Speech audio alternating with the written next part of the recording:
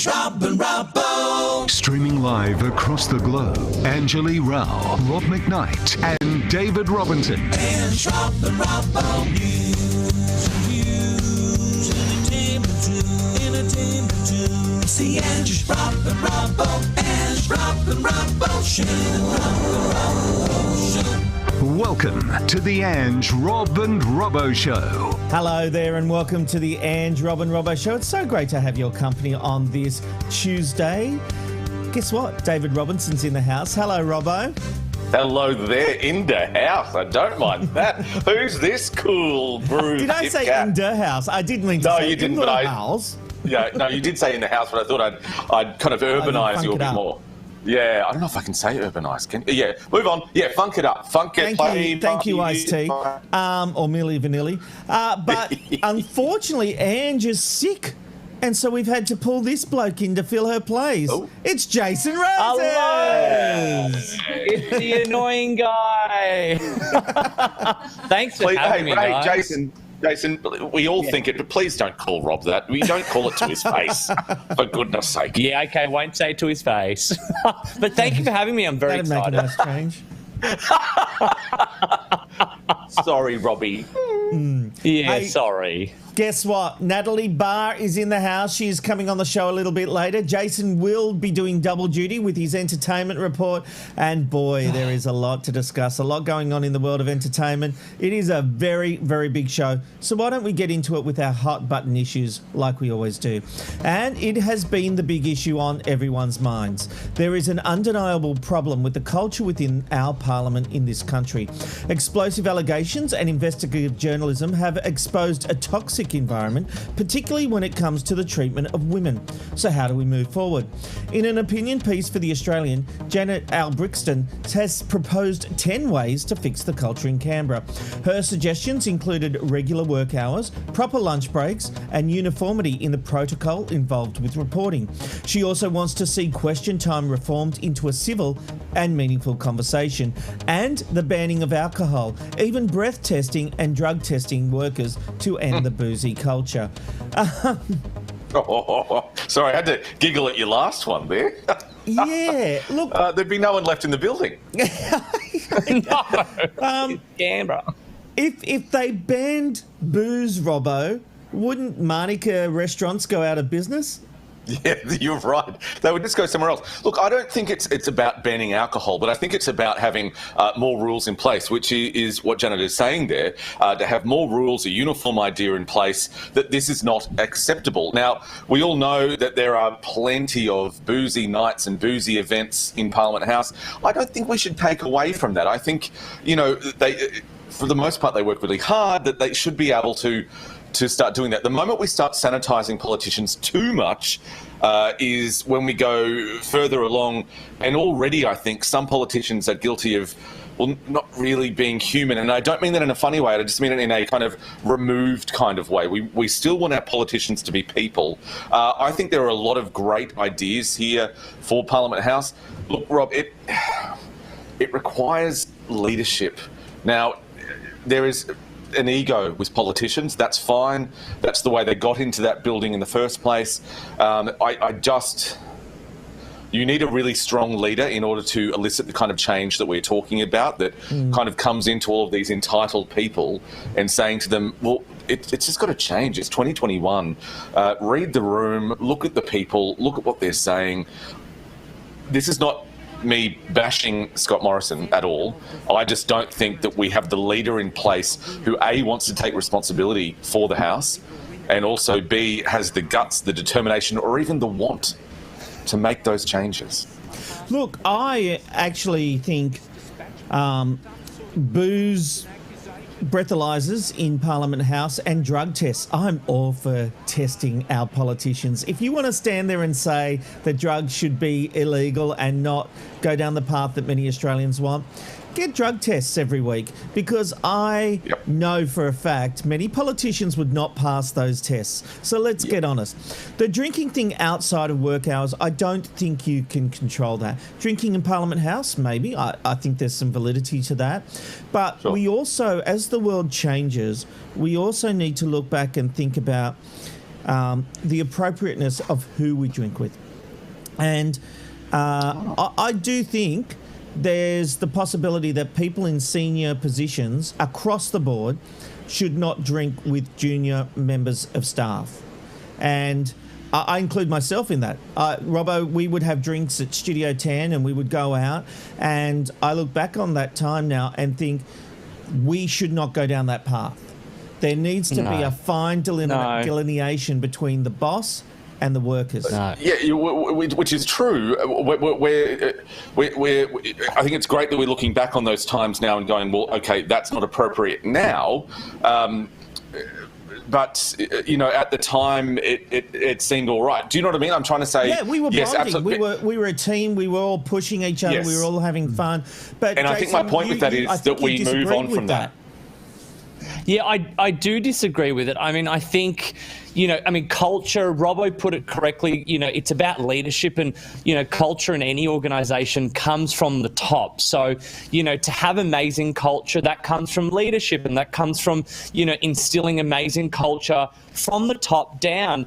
Do I believe in banning drinking? No. I mean, there's amazing organisations. I've worked in plenty where, the bosses and the workers and everyone around gets to drink and enjoy each other's company. I mean, this is all about, eliminating, not necessarily the drinking, but the bad people from the organisation. I mean, these rules are almost like, let's not give the bad guy alcohol, and if he doesn't touch alcohol, he's not going to do those bad things, or whoever that person might be. I think it's about really systemically changing the organisation from right inside, because I believe, yes, organisations should be able to go and have a drink with their bosses and have a great time and work late. I mean, I don't think these are the things that are contributing to what has occurred in organisations or in Parliament House. I think it's bad culture and bad leadership and, eliminating these bad eggs within any company. Well, the problem I've got with that, Jason, is that I do think there is a power imbalance, especially in politics, but even with bosses and their workers. I remember working with someone at another job who worked in Canberra, and she was just gaga over politicians because they are really like rock stars there. They are the holders of power. These guys who can be the ugliest men on the planet somehow have this rock star status and this swagger about them because they become sexy. And so, there certainly is a power imbalance. And the power imbalance is something I never really understood until this year, if I'm to be completely honest. I think you can get into a trick as a boss where you think people are your friends. They are not. Some might be, and I certainly developed some great friendships over my 25 years in the industry, in the TV industry. But there are people looking for advancement, looking to curry favour. There are people with an agenda. You can't always... Go on. And I've seen that, and I agree. I mean, I think that, you do have to be careful, but it's not about eliminating bosses drinking with anyone. But I agree. I mean, I think in any organisation you have to, be concerned about, what could happen if you're in a situation drinking with a younger employee, or someone, could they claim certain things? Could they say you did certain things? So I guess there are risks involved. But, I don't think it's about banning it entirely, because I think there are many great organisations out there that have flourished for many years. They've never had anything bad said about them. So I think it can happen. It's just got to come from the top. Sure. Now, look, before we move on, yesterday I really had a go at Scott Morrison about his comments comparing protests that the Women's March, Justice for Women's March, when he said that, they should be lucky. They get to protest and not get shot like other countries. It was a very stupid comment, and I had big things to say about this. But Anthony Albanese, the opposition leader, the Labor leader, has done himself no favours today with his phrasing of this question, trying to score political points against Morrison. Where he said, "Not far from here, such marches even now are being met with bullets. But not here in this country. It is a triumph of democracy. Does the Prime Minister regret that comment, particularly on the second anniversary of the Christchurch massacre conducted by an Australian citizen? Members on both sides. The member for Mackellar. The member for Mackellar. Members on both sides. The Prime Minister. Thank you, Mr Speaker. The Leader of the Opposition has engaged, I think, in a very unworthy and egregious slur in this place. Mr Speaker, when has it been a bad thing for a Prime Minister to proclaim the strength of democracy in our country, Mr Speaker? What issue does the Leader of the Opposition have with celebrating democracy and the right to protest, Mr Speaker? What issue could he possibly have, Mr Speaker, other than a twisted attempt, Mr Speaker, to try and pervert what has been said in good faith in this place to celebrate the fact that Australians anywhere in this country can come and express their concerns? Look, I've got to say, Anthony Albanese using those words to compare to the Christchurch massacre, give me a break. You want to take Scott Morrison to task on his stupid words that are approved by his press people yesterday. I mean, I still, to this day, can't believe, it's only been 24 hours, I know, but a day later, I still cannot believe that people all sat there and went, yeah, we're going to remind these women that they should be lucky that we're not firing bullets at them. I mean, stupidity reigns supreme, and you can only think a room full of men wrote that speech. I mean, it was ridiculous. But then also on Anthony Albanese's side, to compare the Prime Minister to the Christchurch, I mean, they're all stuffed, you know, and I want to use a much harder word, Robbo. I just want to get rid of the lot of them. You know, like, make Brittany Higgins the Prime Minister, sort it out, and get rid of the BS. I'm just over it. I don't feel as strongly as you do about it. Obviously, I agree with you last night that Scott Morrison said the wrong thing, but it was so ridiculous, so hurtful, so out of touch, so not even listening to the room, that I don't think it was a terribly bad thing for Anthony Albanese to draw the correlations, especially when we're talking about massacre. Especially when we're talking about the anniversary of such a massive issue. Scott Morrison is just completely tone deaf. Anthony Albanese has to cut through. I think that when you're talking about just going and shooting people, I think it's a fair correlation to make. And when you're dealing with people who are so arrogant and so dismissive, like Scott Morrison, who believes that every word that comes out of his mouth should be gospel, you need to have these kind of very abrupt, very slap in your face kind of comments. I don't think it is as bad as you're saying it is. I think Anthony Albanese made a tactical error today. I think it was a stupid move. Scott Morrison, stupidly, was comparing to dictatorships where protesters get fired upon. It was just a stupid thing to say. I mean, it was idiotic.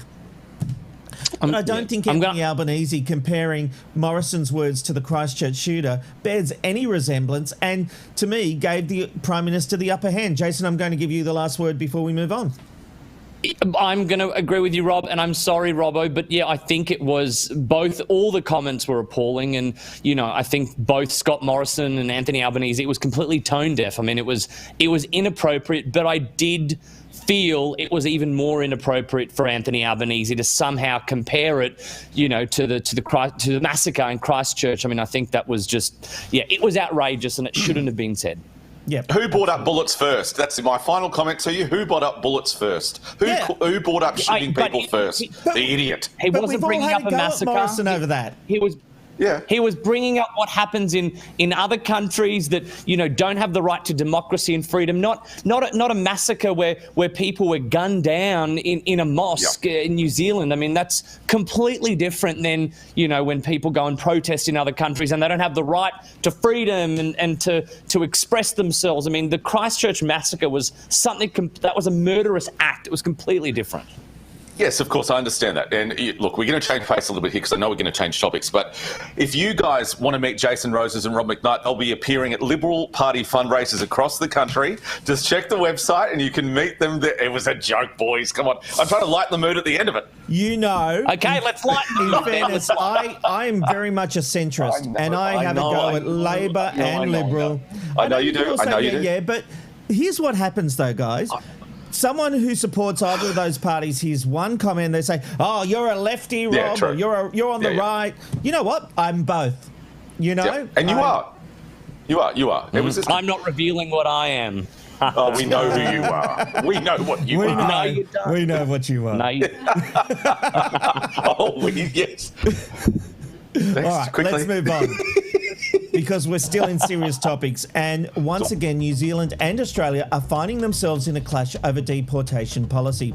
Citizens and politicians of New Zealand are angered after a 15-year-old boy was deported to New Zealand under the controversial policy allowing Australia to deport non-citizens determined to have a substantial criminal record. New Zealand Greens Foreign Affairs spokesperson Golriz Garaman spoke about this issue on Radio New Zealand's Morning Report.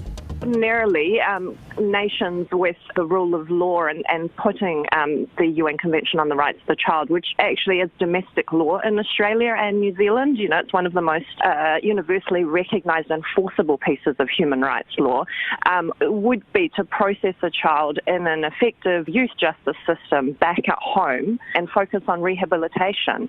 Now, deporting him into a country where he has very little ties by the looks of it isn't that.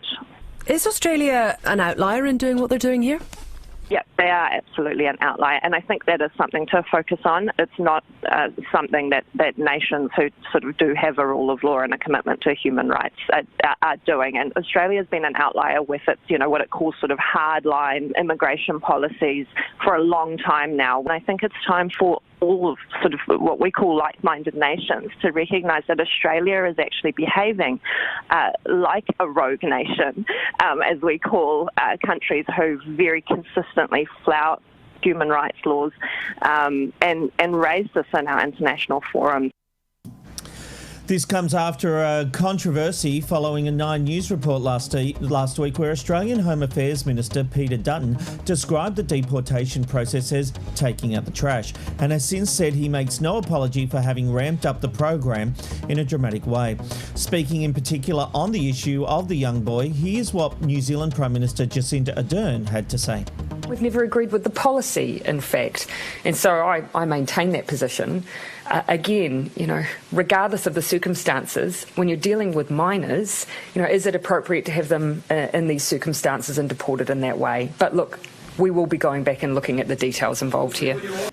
The issue of deportation has been a contentious one between the two nations for many years now, where most recently when a mother of her two children were to be sent back to New Zealand after suspected ISIS relations. Prime Minister Jacinda Ardern has said previously that Australia should stop offloading their problems and points out that the Australian charged with killing 51 worshippers in 51 mosques in Christchurch is detained in New Zealand. Okay, Robbo. They are not citizens of this country. If they don't play by the rules, out. I understand what you're saying. My problem with yes, look, I agree with you in principle on that. If you are not a citizen of this country and you are a repeat serious offender, then absolutely, I think that I can't see a problem with that. I don't think the majority of anywhere would find that offensive or bad. What worries me is this. Deporting a 15-year-old boy does raise some concerns. What I'm worried about and what concerns me and what kind of disappoints me on both sides of the Tasman is this. Where are the details? Where, you know, if everyone, including politicians, including Jacinda Ardern, including that Green spokesman there, including radio hosts in New Zealand, they're all going on this, it was a 15-year-old boy. Now, obviously, some of the problems of when you deport someone to another country or back to their own country, what are their connections? How much family do they have there? How much support do they have there? No one in this whole argument has brought up any kind of details. What they've seen, and I think is deplorable and is what's wrong with politics across everywhere, New Zealand, Australia, all over the world, is that they've seen a headline and they go, oh, this will be good, this will be good. And what the problem is, no journalist has held them to account. So Jacinda Ardern has asked at a press conference, what do you think about this? Well, I don't like the policy and a 15-year-old boy, we've got to check the details. Have the details with you. That Green spokeswoman, have the details with you. If you are so offended and so shocked about it, and possibly we should be, but we don't know because there's no details. They're reading a headline off their news websites and going, oh, a 15-year-old. Maybe he's coming over here and he has got a family of 15 and he's come from Australia where he's got a family of 2. We don't know. Yeah. We don't know. Jason, so it's populism and populist politics, which is what's bad, because what that does then is fester an idea in New Zealand that Australia is this really big bad brother, right? And then festers an idea here that, oh, New Zealand just keeps winning, whatever. That's not good for anyone. It's not good for... And we've got these politicians who are voted in, who are just going off a headline instead of doing what they're supposed to do and research and then tell their constituents. Makes me angry. If Australia's so bad, why does everyone from New Zealand want to move here? Jason, is it wrong to say that... Sorry, I did that for our producer, Abby. I loved it. Jason, is it wrong for me to think that if you are, and Amanda Stilby has said it also affects you if you're a dual citizen, fine. Yep. We do not have to look after people who do not abide by our rules. And if we can get them off to another country, then that's what we're going to do. Is that a problem, Jason? It's not a problem. I mean, in my view, if you've committed, a serious offence against an Australian citizen, then I don't think you should be, you should be lucky enough to reside in Australia. And, Peter Dutton, when he introduced the law, I think what he had said was that, he was surprised at the amount of people who were committing these heinous offences against children and women and men in the country, and they were allowed to stay in Australia and repeat those offences. So when he says he's clearing out the trash, I agree. If you're going to commit, crimes or heinous crimes against Australian citizens, then you simply don't deserve to live here. And if you can be deported, then as far as I'm concerned, out you go. But again, if you've committed a heinous crime or you've repeatedly done it. But I agree with Robbo, there's not a lot of details about what this 15-year-old has done.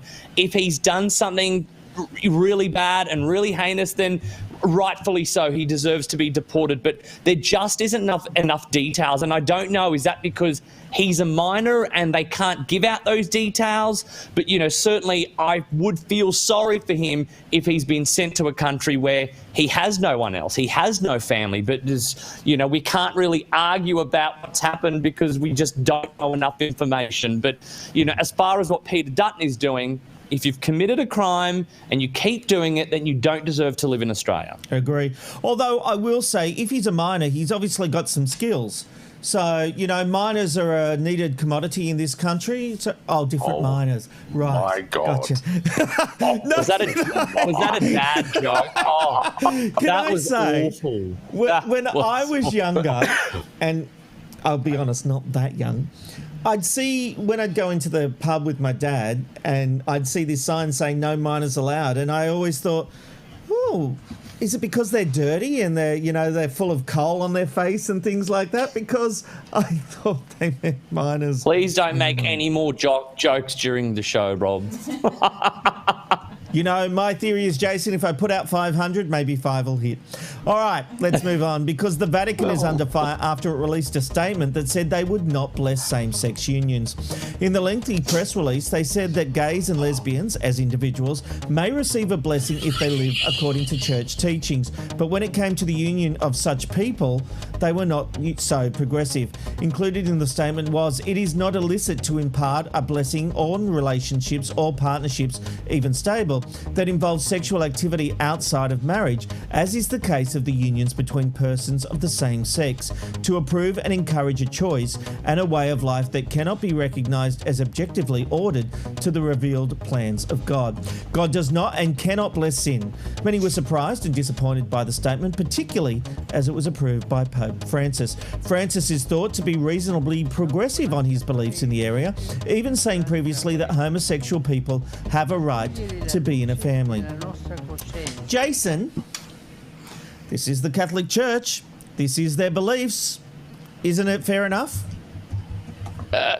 No, I don't think it is fair enough. I mean, it is just another archaic, old, non-progressive, thought of the church. I mean, this is, as far as religion and churches are concerned, I mean, they are to progress, and a lot of them have. I mean, if you look at some of the old teachings in the Old Testament, we cannot take the Bible literally. I mean, in the Old Testament, in Leviticus, it still condones slavery. I mean, if we want to take the Bible literally, there's going to be a lot of things we don't agree with. I mean, it was disappointing hearing these comments because, again, as you said, the Pope did, in a way, sort of accept, same-sex marriage, and, he said that homosexual people have a right to be in a family. So it was definitely disappointing. I mean, being a gay man, my whole life, all I've ever wanted to be is accepted. It's all our society has ever fought for people to be accepted, no matter your skin color or race or sexuality, and this is just driving another wedge between society to say that, we're going to treat you and we're going to look at you differently. And, all I'm going to say on this matter, because it sort of gets me very, very fired up, particularly to anyone that's watching and that is agreeing with the comments, let's take our minds back to when same-sex marriage was voted in Australia in 2017. We all remember the hate campaigns and everything that was put out there and the division it created in Australia. To those who voted no, what in your life has changed? Now that same-sex marriage was voted in 2017, has anything in your life changed differently from that point? I'm going to say no. You know what? I agree with you, and to be honest, I think the people who watch this show would completely agree with you as well. The point I make about the Catholic Church is, it is what it is. I'm not a religious person. But I accept the fact they have their own idiotic rules. I don't know. I just am not surprised they're not blessing same-sex unions. Am I just cynical? No, you can progress. You can show your followers that you are prepared to change and you are not prepared to adopt, some of the teachings that, again, in the Old Testament, they condone slavery. They condone selling your daughter. Like there's so many things that are old and that are archaic. They're not adopting those. The church is, so you can change. You can be progressive. You can, you can show people a new way of teaching. That's my view, but they're not doing that. I've got to say, Robbo, Jason's put a pretty compelling argument there. I was there going, it's the church, of course they do this, but I think he's convinced me. No, absolutely. Ring the bell. Can I just say, the Old Testament says you can't eat shellfish, for goodness sakes. We're not out there saying we're going to arrest you if you eat shell. I mean, there's just so many things in the Bible that are archaic. Here. They're just saying they won't bless them, though. No, I was getting a different reference. Rob, I'll give you final thoughts on this. I agree with everything that Jason said, beautifully and articulately put. I agree with that. You can't then choose parts of the Bible to say that is absolute truth and absolute law and then ignore all of the other ones. It's really sad. The problem that we have is that even though the majority of people think we've got a separation between church and state, We don't. It is still so connected, and that's the reason why the Catholic Church should be condemned for these ideas, because they are still so integrated with, government and politics and the community, and that's really sad. Because you know what? People are dying from this. People die from the messages that come out continually like this, especially kids who grow up in Catholic churches or Catholic families, and they're hearing, mum and dad say, oh, the Pope is fantastic and the church is fantastic.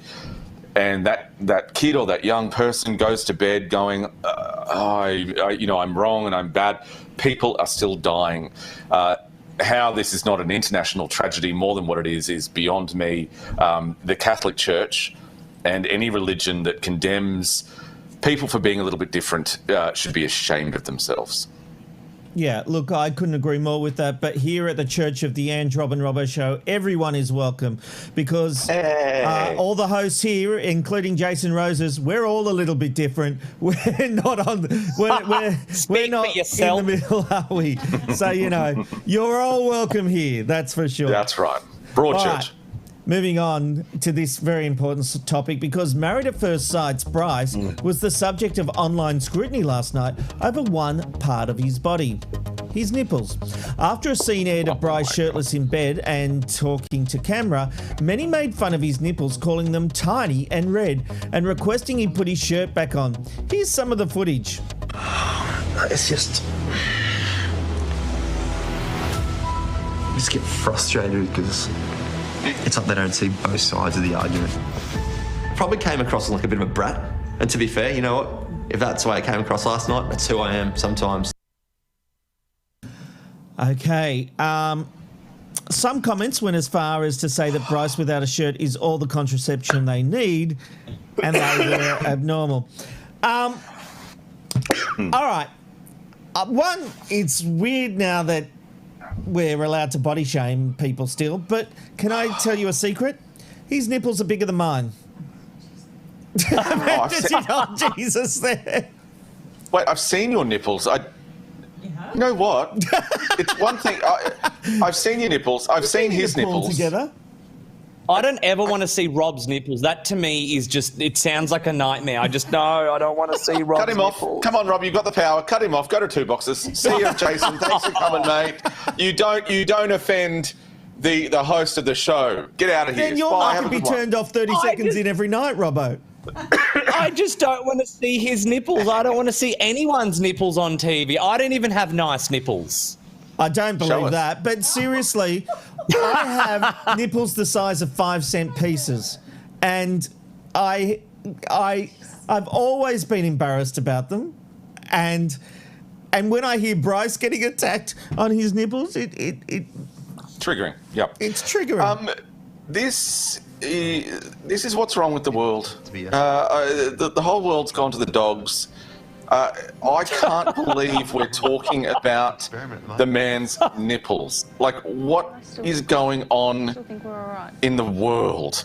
That's the only comment I'm going to make on this story, because I cannot believe we're talking about his nipples. Next. I cannot believe this is a topic.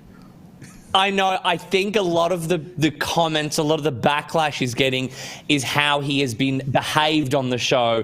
So a lot of the viewers out there are naturally very angry towards him. So, it seems as though I'm not going to say much more than that. So, but as this is an interesting thing, Jason, though, because realistically, if I saw that on the show, I wouldn't think twice about it. But do you think it's because of his behaviour and the perception of him that people are looking to find fault with him? Oh, there's no doubt about it. I mean, and this is what I was reading online earlier before, that people are attacking him, and some would say rightfully or not rightfully so, but because of his behaviour, because he has naturally been causing, so much public backlash in Australia for a lot of the things that he's doing and saying on the show. They're trying to pick everything they can to, tear him apart in the Australian eyes of the public. So, yeah, but as you know, I can't say a lot, but yeah, anyway, so that's... You're under a gag order. But can I just make this point, Robbo? We have feedback asking to see Jason's nipples. No one asked to see my little nipples. I can show my nipples if you'd like. Right now. People have asked. No thanks. Do what the audience. No, really? Who was that? No. What was that voice? No. No. Are you, No, have you got a my nipple nipples phobia? my nipples are the same colour of my skin. They're like dark and they're like satellite dishes. They're not very nice. Are they that big? Satellite dishes? Yeah. They're like saucers. Yeah. Dinner plates. Wow. Around your, yeah. Robbo, I'll show you my nipples later. Thank you. That'll be the call where they asked me to leave, I think. All right, look, it's time to move on. Natalie Barr is just around the corner and lots coming up in Jason's entertainment report. But first, it's time for a hit of news tonight with Robbo. Robert, thank you. Let's find out what the other big stories are on this Tuesday, the 16th of March, 2021. A school on the Gold Coast spent most of the day in lockdown while police hunted for a man they believed to be armed with a gun.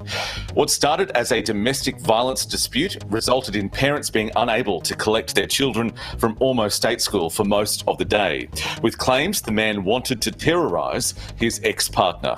Police have yet to locate the man. The Australian government is continuing the rollout of the AstraZeneca COVID-19 vaccine, despite Italy, France, Germany and Spain, amongst others, suspending further vaccinations. Concerns were raised after reports that people who received it went on to form blood clots.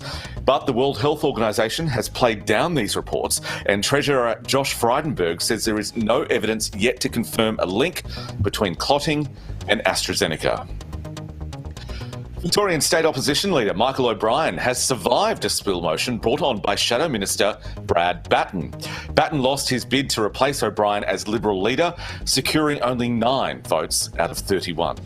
Mr Batten has since resigned from his shadow ministerial portfolio, along with 3 of his key backers. And it's not just the Liberals facing leadership issues. The leader of the Labor Party in New South Wales, Jodie McKay, is facing her own problems with damaging polling leaked to the media. But the opposition leader has come out fighting, doubling down on her comments about union bosses, calling them faceless men trying to coward punch her in the wake of dire polling. 9 News reports party members are impressed with her decision to step up to the fight. And one of the most iconic sitcoms has been censored by the Turkish press. After Netflix announced Friends would be streaming in the region, a news outlet called Yeni Akit has come out in protest. First, it took one of the most famous publicity photos and blurred out all of the naked arms of the women. According to The Sun, the article claims that the show will inject the young men and women of Turkey with ideas of homosexuality, incest, infidelity, sexual scenes, drug and child abuse, and goes on to say that Netflix is part of a coordinated attempt to degenerate Muslim society by legitimising immoral behaviour. Can I just say, they should have just censored it because it's not funny and it's rubbish. But that's just my thoughts there on Friends. Absolutely terrible. Let's have a look at your weather now, right across this wide brown land. A shower or 2 for Cairns. Brisbane is expecting rain with a top of 23. Sydney will reach a top of 23, but also a bit of rain. It'll be a cloudy day in Canberra, top of 19 degrees. But the sun is out in Melbourne, top of 26. Hobart, top of 23. Adelaide, 29 degrees if you're there. Out in the west, 33 for Perth, and Alice Springs, 25 degrees. And as usual, in my spiritual home, it will be 31 degrees in Darwin. Jason Roses has a very special and very insightful look at what's happening in the world of entertainment. Jason Roses, before we get to your nipples, tell us what's happening in that area of the Not in entertainment, Robbo. He's taking your segment on this day in history. Oh, you know what would be great if it was scripted? I know how Anjali Rao feels. All right, here we go. 3, 2, 1. I And now did it's tell time to you find out before the what's happened show. on this day. Okay, And now- 3, 2, 1. Let's have a look back throughout this time and see what happened on this day throughout history. It was on this day, 1850, that Nathaniel Hawthorne's The Scarlet Letter was published. It was one of the first mass-produced books in America, and its influences is still felt today. There have been 11 direct film adaptations, as well as many more inspired by the books, including Easy A. It is also mentioned in numerous songs sung by the likes of Courtney Love, Childish Gambino, and 2 by Taylor Swift. And it was on this day, 1994, that Tonya Harding pleaded guilty to conspiracy to hinder prosecution after a felony attack on Nancy Kerrigan. She admitted to knowing of the assault plot after the fact and lying to the FBI. The deal sentenced Harding to 3 years of probation, a $100,000 fine, and 500 hours of community service. A few months later, the US Ice Skating Federation barred her for life. And finally, it was on this day in 2012 that actor George Clooney was arrested outside the Sudanese embassy in Washington, D.C. for civil disobedience. It was anticipated an arrest by the actor to bring awareness to the humanitarian crisis in Sudan. Martin Luther King III was also taken into custody. Back to you, Rob. Thank you very much, Jason. Well, it's finally happened. Natalie Barr has taken up the co-hosting role on Australia's #1 breakfast program, Sunrise. Nat has been a long-time viewer favourite, and she joins us now. Nat, welcome to the Ange, Rob and Robbo Show. Thanks for having me, guys, and thanks for the nice welcome. Well, look, Nat, I have to say, I think Seven have got it right, putting you in the chair. Congratulations. Thank you. Yeah, well, it's only been 18 years, but I've actually been really happy where I was for 18 years, that half step back, half step to the left. But now I have to actually step up and take it. It's a bit daunting, a bit exciting, but yeah, here we are. Well, look, you are off to a cracking start already. Ratings have remained steady. Were you nervous about accepting the job? I was actually. A lot of people don't think that, and a lot of people are saying, oh, well, you've done it a lot already, and I have, and, you know, for the last 18 months, I guess it's been pretty obvious that Sam's had lots of personal issues, her mum and her dad, and lots of family things, so I've been hosting a lot, but I guess when the big boss calls and asks, it's still nerve-wracking, and I did have to think, this is a lot more attention, there's a lot more pressure when you're in the front row, I guess. So, yeah, I really had to think, I have to step up on this. Well, let me ask you about that. How did you find out you'd be replacing Sam, and did you find out before me? Yes, I did find out before you. Sorry about that. I know you're good on Twitter, but you didn't beat me.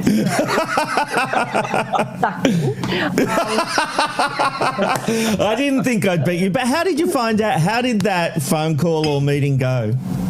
I got a phone call from a big boss at Seven, and he said, so how about it? And I said, well, okay. I wasn't very eloquent. Wasn't my finest moment, I guess. But that's my natural habitat. I love covering the news. I love going out to these stories, but the attention on me is not my natural habitat. Yesterday, the first day, was probably a bit nightmarish for me because everyone kept asking me, how are you going? What's it like? Oh, first day. I just wanted to go back to the new normal where we'll actually be covering the news and the events and the great interviews that we do, not me. Yeah, well, this is part of the gig. You're in the big chair now, and they're already talking about a radio stoush with Kyle Sandilands, I read in the paper today. So you've already having stoushes with people, Nat. I'm not. So don't get a headline. I went on to Kyle and Jackie O right after I'd read a headline and sort of sorted that out with Kyle. I've never met Kyle, and I read that he thought I was cold. I didn't deserve the job. It should have gone to someone outside the company. So I said, well, really? You've never met me? What's that about? And he said, oh, no, I didn't really mean that. I just meant, you're not used to putting your personality forth because you're used to reading the news. So we sort of sorted that out. And I kind of am. I've hosted the program a lot, especially over the last couple of years, as anyone who's who's watched the program would know. So I think I'm prepared, I think. Yeah, well, he's a bit busy while you're doing the show, so no wonder he hasn't really gotten to know you. And he will love you now that you stood up to him, you've met him, and you've put him in his place. He'll love you forever now. I don't think I put him in his place. We just had a nice discussion, a nice adult discussion. He seems very nice. So, yeah, it was good to have a chat. Now, look, I remember when Sam took over from Mel, you and I actually had a conversation about that, and you were actually happy in the newsreading role, and you've just alluded to, you know, you've had the best of both worlds. You've been in the newsreading gig, you've been in the hosting role, but you've always had that safety of the newsreading gig. But this time, would you have been upset if someone else was given the job? Well, I think my husband said to me, you've got to step up now. The kids, I've got two boys, one's turning 16, one's turning 20 this year, one's at uni. Wow. And he said, that's how old I am, Rob. We worked together many years ago.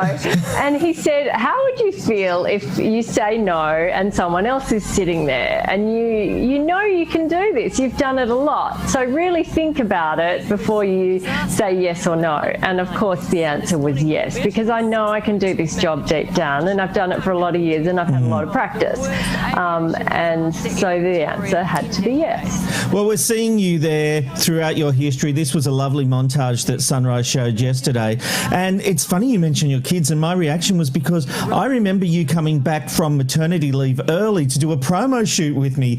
You know, so to think that your child was born while we were making promos together is sort of a little bit mind-blowing.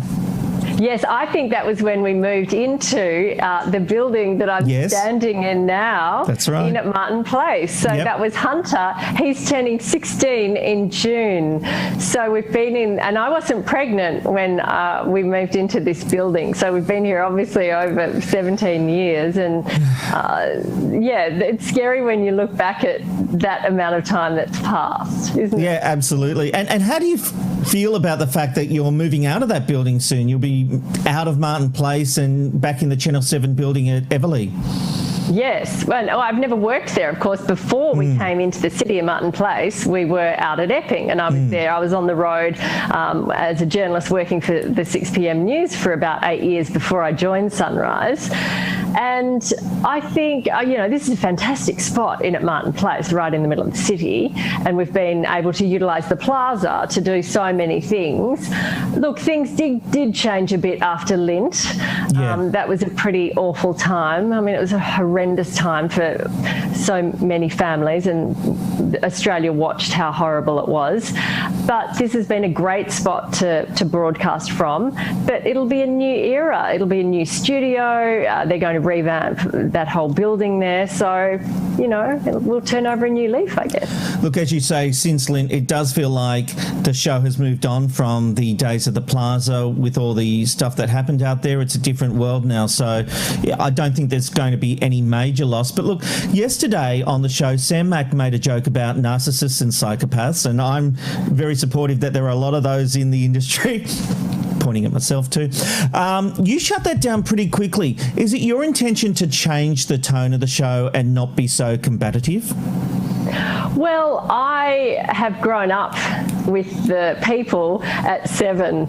They're a lot of them, I feel like they're my family. A lot of them are really good friends of mine. I have been here. I joined Channel 7 in December 1994. That's nearly half my life. So I feel that I don't sort of label them as sociopaths and narcissists. That's not my story. That's not what I've lived. It might be for others, so I'm not. Oh, I've met a few, Nat. I've met a few. Maybe it is. That's just not my experience. So, and it certainly doesn't feel like it's the experience of my colleagues at Sunrise. Fair enough. Hey, look, I've been lucky enough to work with you over the years, and one of my biggest memories was when I was line producing Pink, and Pink was performing in Martin Place. No one expected it to be so big, and at the last minute, I realised I needed to go straight from her performance to the news. There was just one problem, Nat. You were down at the concert. The music was blasting. You had no way. I had no way of knowing whether you were hearing me yelling, "Nat, get back!" back, get back. Luckily, you did hear, ran all the way back up to the studio, sat down, and within 10 seconds of you sitting down, you were live on air reading the 8 o'clock news. Talk to me about the live nature of breakfast TV and things that happen behind the scenes. Yeah, that's sort of, I wouldn't say it's an everyday occurrence, but we're on air at 5:30 and we're off air at 10, 12 past 9. So we're nearly on air for 4 hours, and it's a bit of a sprint for 4 hours. It's really intense. Most people go to their job from 9 to 6 or 8 to 4, whatever their hours are, maybe 10 hours during the day. This is really intense. I get up at 3, I'm in here at 3:30, and then from that time onwards till mid-morning, it's just a race to the end. Lots of things go wrong. We often read the auto cue that has scripts on, that often goes black. Our earpiece that we can hear the talent on, often that goes down. Sometimes the producer will be talking in my ear, telling us what the talent is saying. It's lots and lots of things go wrong, and our job is to try and make it all look smooth on air. Yeah, and look, I have worked with you for I can't remember how long I worked with you for, but it was a fair whack of time, and I worked as the line producer at one point, and I've got to say, you were always professional, you were always a delight. I'm so happy for you, and I've just got one final question. How important is winning to you? Winning the ratings? Mm-hmm. Well, we want to keep winning because we've been winning for a long time, so that'd be great if we could. Our aim is to bring a great show to people. That's the first aim, and if we can win the ratings every day, of course, why wouldn't you? Well, now, I think you're a legend, you know that. Thank you so much for being on the Ange, Rob and Robbo show today. Appreciate it. And hi, Robbo, because I used to work with Robbo too. Hi, Nat. It's the random life shot of the day. Where are you going today? You never know where you'll end up with the random life shot of the day. I do love that, Natalie Barr. Look, we spoke about it earlier. This is synergy, I guess. The Vatican. We're taking you there where it's a very foggy and chilly day. Who gives a shit? And did you know Vatican City is the smallest country in the world? Oh, sorry. And did you know Vatican City is the smallest country in the world with the smallest brain? It's encircled by bigots, homophobes and racists. And it's just a place that you just want to visit. Let's get some feedback, for goodness sake. Stop giving this place a bit of a plug. Matthew says random tests, just like in other workplace. We're talking about an Australian article, in the Australian rather, where the journalist said we should start drink and drug testing our politicians. Holfer Williams says, what about drug tests in the television? If you want to watch something tomorrow on the TV industry, I'd suggest you don't push that very hard. A lot of people in the TV industry love a good nose beer, if you get what I'm saying. Ain't that the truth, Robbo? And it is different. TV people are not running the country as much as they think they are, but we would have no TV programs. No. And if you go around and do a survey, many TV people don't have a septum, which is that bit of the nose in between your nostrils. Okay. It's been burnt away. No? MVP says Rob is spot on. All pollies and Parliament staff should be drug and alcohol tested weekly or fortnightly. Very strongly there. Banning drinking may reduce the bonking there from Good Jason point. talking about Parliament House. Jan says, I'm loving Jason's opinions. Oh, Thumbs some up. nice feedback there. Yeah. Claire says, Jason Roses does not endorse Rob's dad jokes. We're still trying to find someone who will, Claire, but we're hopeful because, no, to his defence, sometimes they're good. Underline, circle and square sometimes. Graham says, Nipplegate. Nipplegate. I just like that one. Yeah, I like that one too. Look, remember, if you'd like to get involved with the show and leave your feedback, we would really love to hear from you. You can find us on Facebook, Twitter and YouTube at the ARR Show, or on TikTok, Twitch and Instagram. We are Ange Rob Robbo. And talking about Rob, let's go back to the man himself, the guy who hosts the show, the guy who makes all the laughs, the guy in the middle of the square, Rob McKnight. Am I dying? He was a wonderful man and he left us with so many memories. Let's take a look at those memories right now. We don't have the tape at the moment. Yes. The tape Just is put a not black screen rolling. up on there. Yeah, the tape's... Let's have a look at his wonderful moments. There we are. This is a montage of Rob's best moments. What a wonderful life he led. This is why I love this show. Off you go, Rob. Robbo, I am sorry for not writing in the script before. I'm sure that'll be brought up at the post-production meeting. No, it won't be if you if you say sorry right now on the air. But I don't want to make a big deal out of it. David, I am sorry. No words can truly express how sorry I am and how I feel I've let you down. Not just as a person, not just as a presenter, but as a human being. Oh, gosh. I am sorry. That's going to get you out of trouble for a couple more years, really. That was beautiful. I wasn't expecting that. I've got a tear in my eye. What's next now? Come on, quick, it's time for a hit of entertainment, and he's been here all night, so I'm preemptively making up for tomorrow when Bruno's on. Jason. Oh, God. Oh, no. Does he have to come on tomorrow? He talks for like 12 hours. Jason, awards season is well and truly underway, and possibly the biggest one of them all, the Oscars, have released their nominees. Who's up for the big awards? Well, Rob, the 93 Academy Awards, it'll be on Sunday, the 25th of April. Now, leading the nominations is Mank. The 10 nominations, including Best Picture, Best Director, and Best Actor with Gary Oldman, the biographical drama about the creation of Citizen Kane. Nomadland is the front-runner for Best Picture after winning at the Golden Globes. It's nominated for 6 awards. Now, Netflix is doing very well in the nominations with 6 movies pick up 6 nominations each. Chloe Zhao, the director of Nomadland, is nominated for Best Director. She's also the first woman of colour ever nominated as a director.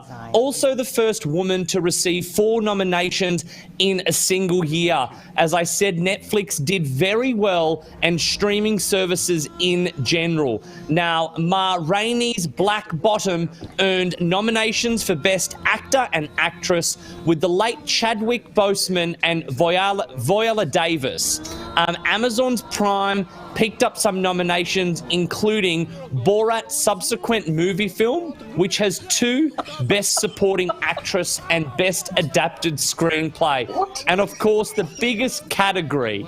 What, Rob, are you laughing at me? No, I'm laughing at Borat.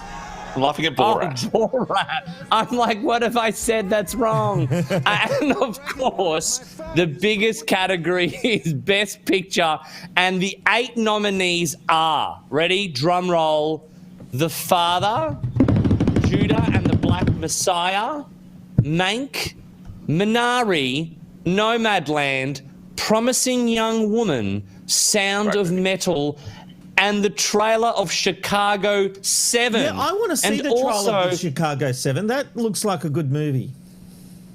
I think it's a great film. But I haven't seen the trailer. Alrighty. Well, yes. Well, apparently we're all excited about the trailer for Bindi Irwin's Child, but some people are saying that the movie has already been released. Bindi Irwin and her husband Chandler, they of course soon to be first-time parents. Now the baby is due in late March, early April, but some are thinking that it actually has arrived. Now she's gone and posted this picture on Twitter saying, "Waiting for a baby, wildlife warrior to arrive." But of course there are some keen eyes who didn't think it was taken today or even recently. She and her husband Chandler are wearing the exact same outfit as they were when they were papped at Australia Zoo last month, even down to the socks, the shoes. Don't they wear the same outfit every They wear the same thing every time. That's what I thought. They basically, they're like Batman and they've got the same outfit. That's what the zoo people do. And I wouldn't be surprised if they're just not washed. They just do what I do. They just throw them on the side of the bed, and you wake up the next day, you put them back on, and you go straight to work. She's That's what I actually do with my like underwear every Inspector day. Gadget. She's got a wardrobe full of the same outfit. I got to laugh. Indy Irwin in khaki. Alert the presses. But Jason, what's the latest in the Tiger Woods car crash debacle? Now, this is a bit serious, isn't it? Yeah, well, we all remember it was the horrific car crash last month that saw the golfing legend Tiger Woods. He had to undergo surgery. But at the time, the police said they did not test him for alcohol or drugs because they believed it was just an accident and he wasn't under the influence of anything. But now, forensic experts, they're disputing that. Included in their reasoning was the lack of skid marks indicating braking. That's skid marks on the ground, by the way. And on USA Today Sports, Charles Shack, who is the Robbo, don't make me laugh, who is the president of Crash Expert, had to say, I would have thought you would have had to be evaluated by a drug recognition expert to see whether or not there are some physical clues beyond the operation that would point to impairment. To an untrained person, sometimes the effects are a bit more subtle. So in response, the Los Angeles Sheriff's Department said the LASD is not releasing any further information at this time. The traffic collision investigation is ongoing, and traffic investigators continue to work to determine the cause of the collision. Now, if a drug recognition expert had evaluated Tiger Woods, he could have had blood taken, and if it was found to have anything in his system, he may have been charged with a misdemeanor driving under the influence. So who knows? Only time will tell. Jason, that was a key thing because he could have got a misdemeanor and no one, he drove his car off the road and no one thought, was he under the influence of something? It sounds like Hollywood protectionism to me. Well, to me, it's utterly bizarre. I mean, you would think that's the first thing. I mean, I can't even go past a car park here without being, alcohol tested. I mean, you would have thought that it would have been done. And what I just said didn't make sense either. Put some Commonwealth plates, you'll be fine. You're in Canberra. I can get around anywhere. But this is the thing, though, isn't it? It creates a precedent for anyone else in that jurisdiction to go, well, Tiger Woods wasn't drug tested, wasn't alcohol. It's such a... Oh, I hate this kind of stuff. Anyway, let's move on to another thing I hate, and that is the Justice League movie. But Zack Snyder, yep, that's his name. I thought that was a made-up name. Zack Snyder has released his director's cut. Is it any better than the first dribble that we saw, Jason? Well, of course, we all remember when Josh Whedon had to take over Zack Snyder and the original director of Justice League, of course, after he very sadly lost his daughter. Zack Snyder has finally gotten a do-over after the movie 3 years ago because it was a box office flop. Now, only 2 more days until it streams in Australia, but some of the early screenings, some of the reviews are saying it's a piece with Schneider's boyish amazement, his discernible awe at the totality of these superheroes and what they're capable of. Yes, Snyder overplays his hand here, but it's most definitely the more compelling hand.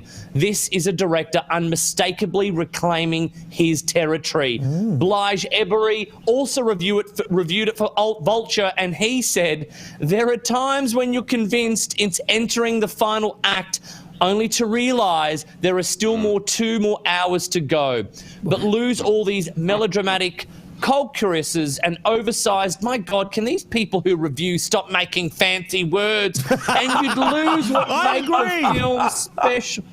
God, I can't even read. I'm losing my breath. There, in great glorious bloat, lies the movie's heart. The Snyder's cut of Justice League contains the best and worst of Zack Snyder. Blige Ebery for Vulture. Look, there you go. Lots of reviews being to point said out about why he's redoing this, Jason, is because he started this film, then it was picked up by another director who made a lot of changes and got rid of a lot of Snyder's narrative. there have, since it came out, and Robbo, it sounds like you saw it because you said it's absolutely terrible. I haven't seen it. I'm actually started watching it the other night, funnily enough. But a lot of you didn't finish it, though. No, but why did he doesn't mean finish it? Sorry. But the people asleep were saying for many years they want the Snyder Cut, and this has become a thing. And I actually spoke to the head of Binge, who is thrilled this is coming out because it's premiering on Binge at exactly the same time it premieres in the States, which I think might be on HBO Max, but I'm not 100% sure where it's. Yeah, I reckon it would be, Rob, Warner Brothers. Yeah, I reckon you're right. I think I am right, but Binge got the rights out here, and so I will take a look. The trailer looks amazing. Jeez. I mean, looking at it now, it looks like a lot of fun. I'll watch it. Jason, well done. Thank you very much, mate. Thank you, I Jason. do love your opinions. You're a great addition to our Hot Topics. Thank you very much for tonight. Absolutely. Thank you, Jason. Our thanks to Natalie Barr for joining us, and for you as well. We love your company. Robbo, we'll see you again tomorrow.